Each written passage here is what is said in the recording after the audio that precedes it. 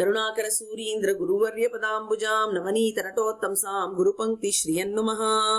जयत्याश्रित संत्रास ध्वांत विध्वंसनोदयः प्रभावान् सीतया देव्या परम व्योम भास्करः। ஸ்ரீராம ஜனனம் என்கிற தலைப்பிலே இந்த ஸ்ரீராமநவமி சுபதினத்தன்று அன்றைய தினம் ராமன் அவதாரம் செய்த காட்சியை ஞாபகப்படுத்திக் கொண்டு அதன் தாத்பரியத்தையும் அறிவோம். தசரத சக்கரவர்த்தியின் திருமகனான கோசலையின் குமாரனான ராமபிரான் ஒரு சித்திரை மாசம் நவமி திதி புனர்வசு நட்சத்திரத்திலே அவதாரம் செய்தான். அவதரித்த சமயத்திலே ராமன் எப்படி இருந்தான் என்கிற கேள்வி வருகிறது. பொதுவாக கிருஷ்ணாவதாரத்தை பற்றி வர்ணிக்கும் பொழுது சிறைச்சாலையிலே தம் அத்புதம் பாலகம் என்று எம்பெருமான் அவதரித்தான் என்று விஸ்தாரமாக சுகபிரம்ம மகரிஷி வர்ணிக்கிறார். அதை பற்றி பெரும்பாலும் பேசப்பட்டிருக்கிறது. ஆனால் ராமனுடைய அவதாரத்தை பற்றி விஸ்தாரமாய் ஏதேனும் உண்டோ என்று கேட்டால் பெருசாக இல்லை. பொதுவாக கிருஷ்ணாவதாரம் எல்லாத்தையும் விமர்சையாக பட்டாட்டோப்பத்துடன் செய்யக்கூடிய அவதாரம். ராமாவதாரம் சாந்தமாக அமைதியாக ஆனால் மிகவும் காரியகரமாக எல்லா விஷயங்களையும் எம்பெருமான் காட்டக்கூடிய அவதாரம். அதற்கு ஏத்தா போல அவதார காலத்தின் வர்ணனையும் அப்படியே அமைந்துள்ளது. கண்ணனை பத்தி சொல்லும் பொழுது அடுக்கடுக்காக அடைமொழிகள். ஆனால் ராமனை பத்தி வெறும் 4 அடைமொழிகள் அவதார காலத்திலே சொல்லுகிறார் வால்மீகி பகவான். அவை என்னென்ன? எப்படி இருந்தது குழந்தை பிறந்த பொழுது என்று கேட்டால், லோஹிதாட்சம் மகாபாகும் ரக்தோஷ்டம் துந்துபிஸ்வனம். குழந்தை ராமனை பத்தி 4 விசேஷணங்களை கொண்டு வர்ணிக்கிறார் வால்மீகி பகவான். ஆனால் இந்த 4 விசேஷணங்களே அவதார காரியம் பூர்த்தியாக காண்பித்து கொடுக்கும்படியான விசேஷணங்களாய் அமைகின்றன என்பதே தாத்பரியம். அது எப்படி என்பதை பார்க்கலாம். முதல் விசேஷணம் லோஹிதாட்சம் என்பது. லோஹிதாட்சம் என்றால் சிவந்த கண்களை உடையவன் என்று அர்த்தம். எம்பெருமான் நாராயணனுக்குன்னு இருக்கக்கூடிய தனித்த அடையாளம் அவனுடைய புண்டரீக நயனங்கள், தாமரை கண்கள். ராமோ ராஜீவலோச்சனஹா என்று தசரத சக்கரவர்த்தியும் புண்டரீக விஷாலாட்சௌ என்று சூர்பனகையும் வர்ணிக்கிறாள் ராமபிரானி. அவனுடைய தாமரை கண்கள் அவதார கால பர்யந்தம் எல்லோரும் தரிசித்ததுதான். ஆனால் வெறும் பார்க்கறதுக்கு மட்டும் அழகாக இருக்கின்றது என்று இல்லாமல் இந்த தாமரை கண்களுடைய கட்டாட்சம் என்ன செய்தது என்பது முக்கியமான கருத்து. என்ன ஆச்சு என்று கேட்டால், காட்டிலே விஸ்வாமித்திரர் பின்னாடி சென்ற பொழுது, சித்தாசிரமம் என்கிற க்ஷேத்திரத்தை அடைந்த பொழுது அவ்விடத்தில் ஒரு கல்லை கண்டார் ராமபிரான். முதலில் அந்த கல்லை கண்டாராம். தரிசன மாத்திரேன அகல்யாம் அபாபம் சகார என்று பராசர மகரிஷி விஷ்ணு புராணத்திலே சொல்லுகிறார் ராமாயணத்தை வர்ணிக்கும் பொழுது. எம்பெருமான் ராமன் தன்னுடைய தாமரை கண்களினால் கட்டாட்சம் செய்து அந்த கல்லாகிற அகலிகையின் பாப்பங்களை போக்கி அதற்கு பிறகு அவன் திருவடியால் தீண்டி சாபத்தை போக்கினான். ஆக இந்த புண்டரீக நயனங்களை கொண்டு எல்லா பாப்பங்களையும் போக்க வல்லவன் ராமன் என்பதை காண்பித்தது முதல் விசேஷம். அடுத்தது மகாபாகும் அப்படிங்கிறார். ஆஜானுபாகுவாய் இருந்தானான் ராமனாகிற குழந்தை. நீண்ட தோள்கள் அவனுக்கு. இந்த தோள் வலிமைதான் அவதாரத்திலே பல காரியங்களை சாதித்துக் கொடுத்தது.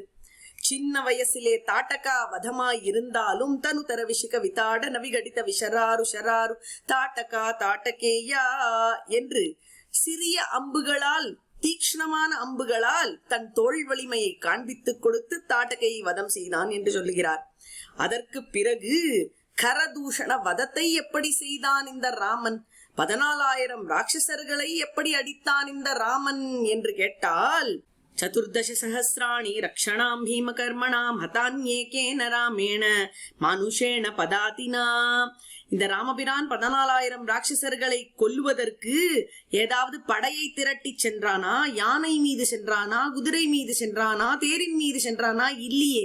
வெறும் பதாத்தியாக கால்நடை வீரனாக இருந்து கொண்டு தன் தோள் வலிமையினால் மட்டுமே வென்றான் என்று சொல்லுகிறார் வால்மீகி பகவான்.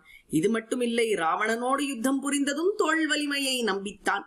இப்படி வீர ராகவனாக அவன் செயல்களை புரிந்தது அனைத்தும் இந்த மகாபாகுவின் பலத்தினால்தான். அதனால் மகாபாகும் அப்படின்னு அந்த வர்ணனை பத்தி பேசினார். அதற்கு மேலே 2 விசேஷணங்கள் சொல்லுகிறார். அந்த 2மே முக்கியமான ஒரு விஷயத்தை காண்பித்து கொடுக்கின்றன. என்னது அப்படின்னு கேட்டா, ரக்தோஷ்டம் துந்துபிஸ்வனம் அப்படிங்கிறார். எம்பெருமானுக்கு திரு அதரங்கள் பவளம் போல் இருக்கின்றன, சிவப்பாய் இருக்கின்றன. அவனுடைய ஸ்வரமானது, அதாவது அவனுடைய குரல் அப்படிங்கிறது துந்துபியை போல் முழங்குகிறது அப்படிங்கிறார். குழந்தை அழுமோல்லியோ பிறந்த உடனே அந்த அழுகை எப்படி இருந்தது அப்படின்னு கேட்டா, துந்துபியினுடைய முழக்கத்தை போல் இருந்ததாம். துந்துபி அப்படிங்கிறது பெரியதொரு வாத்தியம். அந்த மாதிரி முழங்கினான் ராமன் அப்படிங்கிறார். ஆனால் அவனுடைய திரு அதரங்களோ மிகவும் சிவப்பாய் அழகாய் இருக்கின்றன. இது 2ஐயும் ஏன் சொல்றார் வால்மீகி பகவான் அப்படின்னு பார்த்தா, இந்த ராமாயணம் அப்படிங்கிறதே சரணாகதி சாஸ்திரம். சரணாகதியினுடைய வலிமையை காண்பித்து கொடுக்கத்தான் ராமபிரான் அவதாரம் செய்திருக்கிறான். இவன் சரணாகதியை ஸ்வீகரித்தது எங்கே என்று கேட்டால் கடற்கரையிலே. விபீஷணன் வந்து சேர்ந்தான். கஸ்தயேவ வதிஷ்டதா என்று ஆகாசத்திலே அவன் இருந்து கொண்டிருந்த சமயத்திலே சுக்ரீவனும் மற்ற வானரர்களும் எம்பெருமானிடத்தில் இந்த விபீஷணனை சேர்த்துக் கொள்ள வேண்டாம் என்று கூறினார்கள். அப்பொழுது ராமபிரான் ஒரு வார்த்தை சொன்னான். நீங்கள் எல்லோரும் இப்படி சொல்லுகிறீர்களே, ஏன் இப்படி சொல்லுகிறீர்கள் என்று எனக்கு புரிந்துவிட்டது. உங்களை எல்லாம் நம்பித்தான் நான் இந்த யுத்தத்திலே இறங்கி இருக்கிறேன் என்று உங்களுக்கு எண்ணம். அப்படி எண்ணம் கொள்ள வேண்டாம். பிசாச்சான் தானவான் யக்ஷான் பிருத்திவ்யான் சர்வ ராட்சசான் அங்குல்ய கிரணதான் ஹன்யான் இச்சன் ஹரிகணேஸ்வரா என்று சுக்ரீவனை பார்த்து சொன்னார் ராமபிரான். இந்த உலகத்திலே இருக்கக்கூடிய பிசாசுக்கள், தானவர்கள், யக்ஷர்கள், ராட்சசர்கள் எல்லோரும் சேர்ந்து வந்தாலும் இந்த கட்டவரலால் நசுக்கக்கூடிய திரள் எனக்கு உண்டு. உன்னை நம்பித்தான் நான் வந்தேன் என்று நினைக்க வேண்டாம் என்று தாத்பரியம். அதுக்கு நேரடியாக சொல்லவில்லை. ஏன்னா ராமன் ரொம்ப மிருதுபாஷி, கடுமையான சொற்கள் பேச மாட்டான். ஆனால் எண்ணம் என்ன என்பதை உறக்க முழங்கினான் அந்த சமயத்திலே இந்த ஹரி கணேஸ்வரனான சுக்ரீவனிடத்தில். எதற்காக இப்படி சொன்னான் என்று கேட்டால், யாரேனும் ஒருவன் வந்து சரணாகதி செய்வான் என்று சொன்னால் அவனை காப்பதற்கு யாரையானாலும் நிரசனம் செய்து தன் எண்ணத்தை ஸ்தாபித்து அவனுக்கு அபயம் அளிப்பான் என்று அர்த்தம். அவனுக்கு உறுதி இருக்கிறது அபயம் கொடுப்பதிலே என்பதை முழங்குவானாம் எம்பெருமான். அதுதான் துந்துபிஸ்வன். அப்படி முழங்கிவிட்டு என்ன செய்தான் இவன் அப்படின்னு கேட்டா, சக்ரதேவ பிரபன்னாய தவாஸ்மீதி சயாச்சதே அபயம் சர்வபூதேபியோ ததாமியே தத்விரதம் மம. அழகான ராமச்சரம ஸ்லோகத்தை சொல்லி, இவ்வுலகத்திலே என்னை யாரேனும் ஒருவன் ஒரு தடவை வந்து சரணமடைந்தால் கூட அவனுக்கு நான் அவசியம் அபயமளிப்பேன். இது என்னுடைய திருடமான விரதம் என்று சொல்லி அந்த விபீஷணனை சேர்த்து கொண்டான். இப்படி சரணாகதர்களுக்கெல்லாம் ரட்சணமாக ஆவது என்கிற அழகிய சொல்லை, ஆசையான சொல்லை தன்னுடைய அதரத்தினால் காண்பித்து கொடுத்தான் இந்த எம்பெருமான்.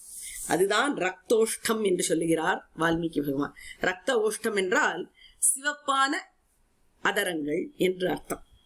அந்த சிவப்பு என்பது ஆசையை காண்பிக்கும். சரணாகத ரட்சணத்திலே எம்பெருமானுக்கு இருக்கக்கூடிய ஆசையை காண்பித்து கொடுக்கும் அதரங்களை கொண்டவன் இந்த பாலராமன் என்று காண்பிக்கிறார். ஆக பிறந்த குழந்தையான ராமன் 4 விசேஷணங்களுடன் திகழ்ந்தான். அந்த 4 விசேஷணங்களும் ராமாயணம் பூர்த்தியாக நமக்கு காண்பித்து கொடுத்தது. அவை என்னென்ன? லோகிதாட்சம், அதாவது தாமரை கண்களை உடையவன், அந்த தாமரை கண் கட்டாட்சத்தினால் பாபங்களை போக்கக்கூடியவன். மகாபாகும், பெரிய தோள் வலிமை உடையவன், அதனால் பலவித யுத்தங்களை வென்று வீர ராகவனாய் திகழ்ந்தவன். அடுத்தது ரக்தோஷ்டம், ராமச்சரம ஸ்லோகம் என்கிற அழகிய ஆசை வார்த்தையாகிற சரணாகத ரக்ஷணத்தை கூறினவன். துந்துபிஸ்வனம், எந்த காரணத்தை கொண்டும் சரணாகதர்களை ரட்சிப்பதற்கு யாரேனும் இருந்தாலும் அவர்களை நிரசனம் செய்து முழங்கி தன்னுடைய மதத்தை ஸ்தாபித்து எம்பெருமான் காப்பான் என்று அர்த்தம். இப்படியாக இந்த ஸ்ரீராமநவமி தினத்தன்று இந்த பாலராமனை, ராம ஜனனத்திலே இருந்த சமயத்தில் வந்த ராமனை நாம் எல்லோரும் ஞாபகம் வைத்துக் கொண்டு அவனை வழிபடுவோம். ஜெய் ஸ்ரீராம்.